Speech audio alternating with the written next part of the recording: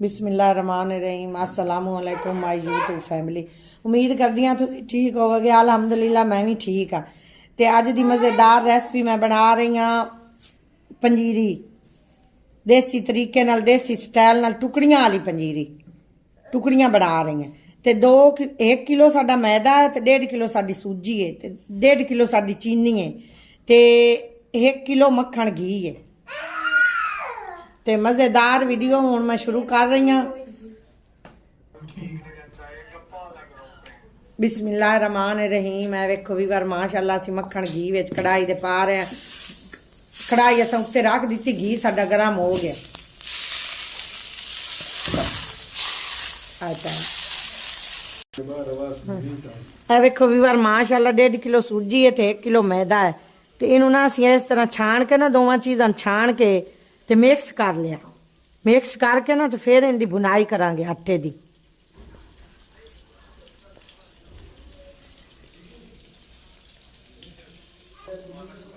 बिस्मिल्लाहिर्रहमानिर्रहीम। देखो माशाअल्लाह मक्खन घी असी पा रहे हैं। मक्खन घी नाल असी बनानी है।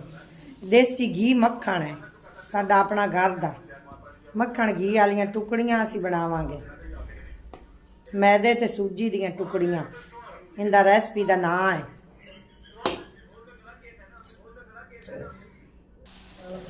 बिस्मिल्लाहिर्रहमानिर्रहीम। आ वेखो भी बार माशाअल्लाह मक्खन घिओ साडा पिघल गया, ते असी आटा हुण विच पा रहे हैं। बिस्मिल्लाहिर्रहमानिर्रहीम। भी बार माशाअल्लाह आटे साडे दी बुनाई हो रही है। इस तरीके नाल असी आटे दी बुनाई कर रहे हैं। जूम करके तुहानूं विखाने हैं। माशाअल्लाह देसी मक्खन घी असां पाया है। थोड़ी जी मेहनत करन नाल ना ये रेसिपी नूं 4 चंद लग जाते। ये मेहनत करके इहो जिहियां चीज़ां अपने घर बनाओ, फॉलो करो देसी तरीके नाल, देसी स्टाइल नाल। असीं कोई होर चीज़ नहीं पांदे विच, देसी तरीके नाल बनाने हैं।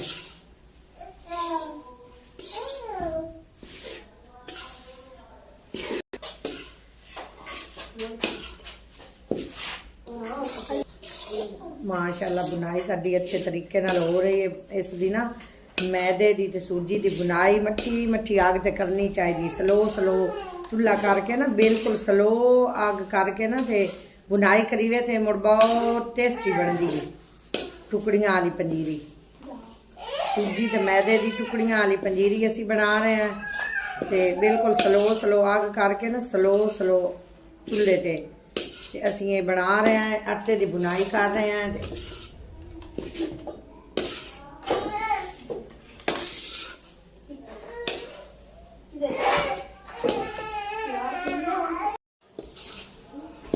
माशाअल्लाह देखो साडे आटे की बुनाई हो गई है।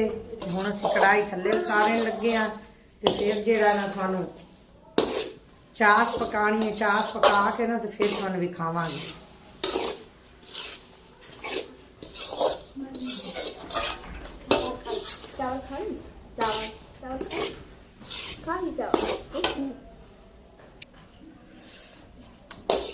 बिस्मिल्लाहिर्रहमानिर्रहीम। देखो भी बार माशाअल्लाह असीं हुण थल्ले कढ़ाई उतार लईए। तो हुणे आटा असीं अलहदा कर रहे हैं।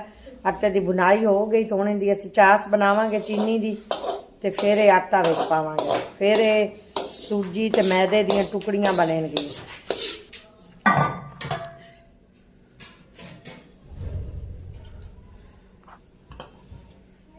बिस्मिल्लाहिर्रहमानिर्रहीम। देखो भी बार माशाअल्लाह कढ़ाई असीं उत्ते रख लईए। ते 1 गिलास असीं विच पानी दा पाया है। ते ए माशाअल्लाह 2.5 किलो साडा आटा है, ते 1 किलो असीं घी पाया, ते 2 किलो चीनी पा रहे हैं। बिस्मिल्लाहिर्रहमानिर्रहीम।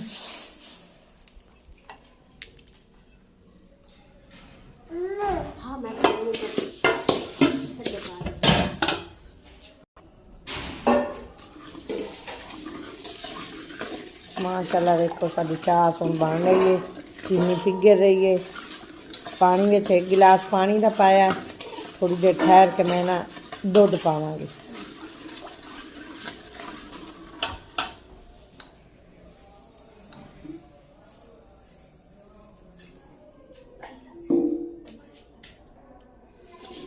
माशाअल्लाह देखो साडी ना चाशनी तैयार हो रही है। तो ना एक तार दी असां बनाउणी है चाशनी। अजे एक तार नहीं बन रही, एक तार दी असां बनाउणी, अजे एक तार नहीं बन रही।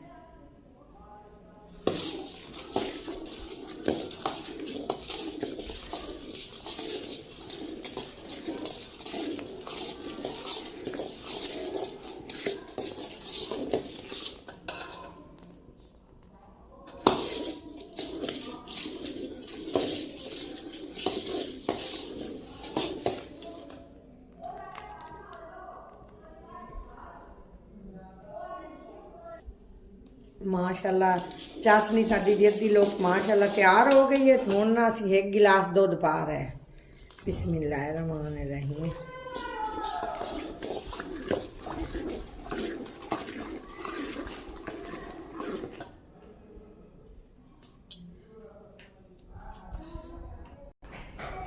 देखो माशाल्लाह एक तार दी ना चाशनी बन रही है।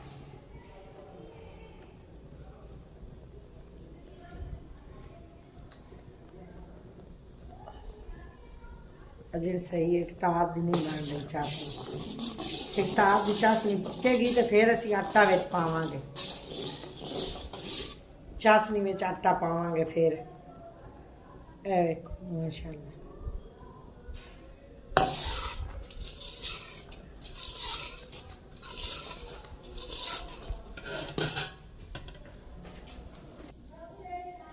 माशाल्लाह चाशनी साडी तैयार हो गई है। भी बार वेखो तो हुण असीं आटा जिहड़ा भुन के रखिया ना वो पाण लगे हैं। बिस्मिल्लाहिर्रहमानिर्रहीम। चुल्हे दे उत्ते ही असां कढ़ाई अजे रखी हुई है।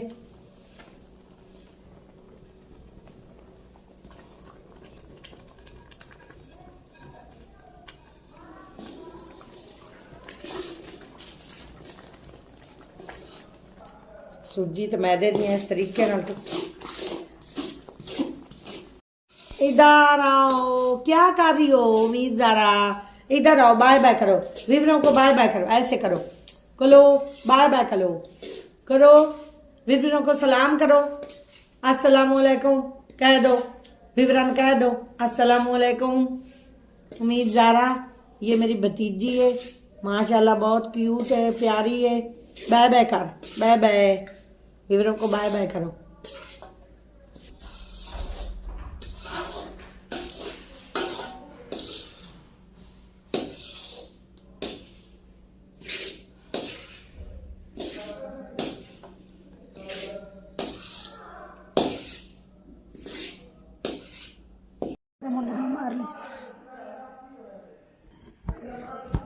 बिस्मिल्लाहिर्रहमानिर्रहीम। मैं वेखो भी बार माशाल्लाह असीं हुण ना टुकड़ियां बना रहे हैं, जिहड़ियां सूजी ते मैदे दियां असां टुकड़ियां बनाईयां ना, हुण असीं बना रहे हैं।